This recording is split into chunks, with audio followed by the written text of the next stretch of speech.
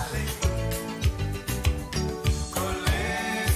nous donne envie de zouker quand même. Je ne sais pas s'ils ont tellement envie de zouker. Là-bas, du côté de Saint-Martin, en ce moment, c'est plutôt la désolation. On va parler de l'aloe vera. Je ne sais pas s'il pousse aux Antilles, peut-être. Subtropical et tropical. Maintenant, on en trouve un peu partout dans les régions chaudes. C'est un véritable couteau suisse de multiples activités, de multiples propriétés. Surtout. Absolument, capable d'agir sur tous les fronts. Alors, je vous dis, soulager les brûlures, les piqûres d'insectes, les coups de soleil, limiter le diabète et limiter les reflux gastro-œsophagiens. Alors, pour les plus sceptiques, parce qu'effectivement, on parle de beaucoup d'intérêt, pour les plus sceptiques, sachez que c'est très sérieux.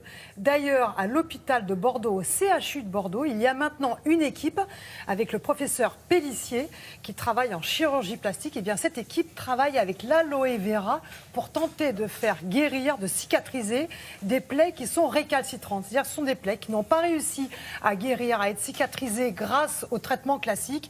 Et maintenant, eh bien, ce professeur Pellissier a décidé dans son service d'introduire l'aloe vera, de le mettre sur les plaies. Et les résultats sont tout à fait exceptionnels. Alors évidemment, on a voulu en savoir plus. Nous nous sommes rendus à Bordeaux et nous avons suivi une patiente, Maïté, gravement brûlée sur la cuisse. Aujourd'hui, Maïté se rend au CHU de Bordeaux pour une consultation très particulière, se faire soigner grâce à une plante exotique. Après une brûlure sévère et l'échec des soins classiques, l'équipe médicale lui a proposé de miser sur les pouvoirs exceptionnels de l'aloe vera pour tenter enfin une guérison. Il y a quelques mois, je me suis ébouillantée avec une bouilloire. Je me suis retrouvée avec une brûlure au 3e degré. On m'a proposé donc une greffe parce qu'il n'y avait pas le choix de faire autre chose. Une partie de cette greffe n'a pas pris et la cicatrisation était assez difficile. Bonjour. Oui. Curieusement, on m'a proposé un soin que je ne connaissais pas du tout. Enfin, je connaissais le nom de la plante qui est l'aloe vera et j'ai accepté. 3 fois par semaine, donc je revenais à l'hôpital pour me faire des soins à l'aloe vera. Ce soin était donc très agréable. Cette crème est onctueuse, très parfumée et de plus, elle hydrate parfaitement. C'est vrai que lorsqu'on a une brûlure, il y a une odeur et avec l'aloe vera, je n'avais plus cette odeur. Une cicatrisation rapide grâce à cette thérapie millénaire, c'était le défi du professeur Pellissier lorsqu'il a tenté cette nouvelle expérience il y a 6 mois. Après 6 mois d'essai, ce qu'on constate effectivement, c'est que la cicatrisation semble s'accélérer. Les pansements sont remarquablement indolores, c'est-à-dire que le changement de pansement est très confortable pour le patient. Et on a également une réduction de l'inflammation de la plaie elle-même, mais surtout des tissus autour de la plaie, ce qui permet une meilleure cicatrisation. Les études précédentes ont montré que l'aloe vera contient des composés extrêmement intéressants, des oligo-éléments ou des facteurs de croissance, qui permettent de booster la cicatrisation tout d'abord, mais également de lutter contre la douleur d'une part, et contre l'inflammation de la plaie et des tissus environnants d'autre part, ce qui le rend donc très intéressant dans la cicatrisation des plaies chroniques. Là, nous en sommes à 3 mois Oui. de plaie. Oui. Et ça fait 3 semaines que nous ne nous sommes pas vus. Oui. Mais c'est guéri. Maintenant, je l'utilise régulièrement pour mon corps et puis pour tous les petits bobos qu'on peut avoir, c'est-à-dire une piqûre, un bleu, etc. quoi. Alors, Sophie, ça ressemble à un cactus, ça n'a rien... Vous ne montrez pas un couteau comme ça, c'est impressionnant. Ça ressemble à un cactus, ça n'a rien d'un cactus. En fait, ça fait partie de la famille de l'asperge et de l'ail.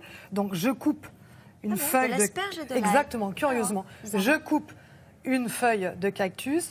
Voilà, vous Et regardez à l'intérieur et c'est riche. Voilà, et ce qui nous intéresse, c'est cette partie-là. Vous voyez ce gel-là qui dégouline, eh ben, ça, c'est ce gel-là qui est exceptionnel pour notre santé. Voilà, d'ailleurs, il faut savoir que vous n'êtes pas obligé d'aller vers les produits que l'on trouve en cosmétique ou même pour la nutrition. On peut très bien prendre ce gel, le prendre, vous l'avez chez vous, vous le rentrez l'hiver parce que l'aloe vera est fragile, et vous l'appliquez directement, vous le prenez et vous l'appliquez directement sur votre peau et ça va être très très vite absorbé. Vous allez voir que ça a une absorption extraordinaire. Alors les propriétés, c'est quoi? C'est cicatrisant, les propriétés, c'est hydratant. Je vais vous parler de propriétés qui ont été avérées par des études scientifiques, vous le savez, c'est toujours la même chose. Avec moi donc, potentiel anti-inflammatoire. Ça sent pas bon. Oui, mais c'est bien. Oui, c'est vrai. Potentiel anti-inflammatoire.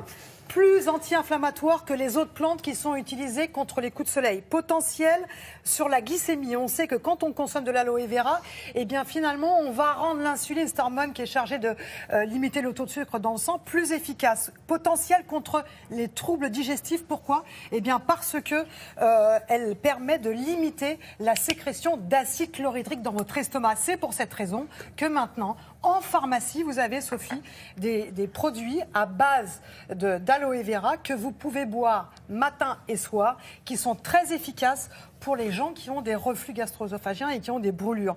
Et ça marche vraiment bien. Donc ça, vous pouvez le trouver en pharmacie. Vous pouvez trouver des produits maintenant, que ce soit en cosmétique, que ce soit dans les magasins bio. Il faut faire très attention parce que quand j'ai fait mon petit shopping avec Margot, eh bien, nous avons vu qu'il y avait des produits qui étaient mal dosés. C'est-à-dire que quand vous allez choisir, par exemple, certaines boissons, vous voyez aloe vera, 100% bio, super. Sauf qu'il n'y a pratiquement pas d'aloe vera ou très peu d'aloe vera dans ces produits. Et en plus, ils ont rajouté du sucre. Donc, pas d'intérêt. Il faut aller vers des produits de très bonne qualité où vous voyez qu'il y a un minimum 80% d'aloe vera et quand ils ont respecté le process de fabrication pour avoir des bons nutriments dedans. Donc ça, c'est important. Et puis là, pour les peaux matures, pour la beauté, pour hydrater les mains. Et puis ça, c'est pour la santé.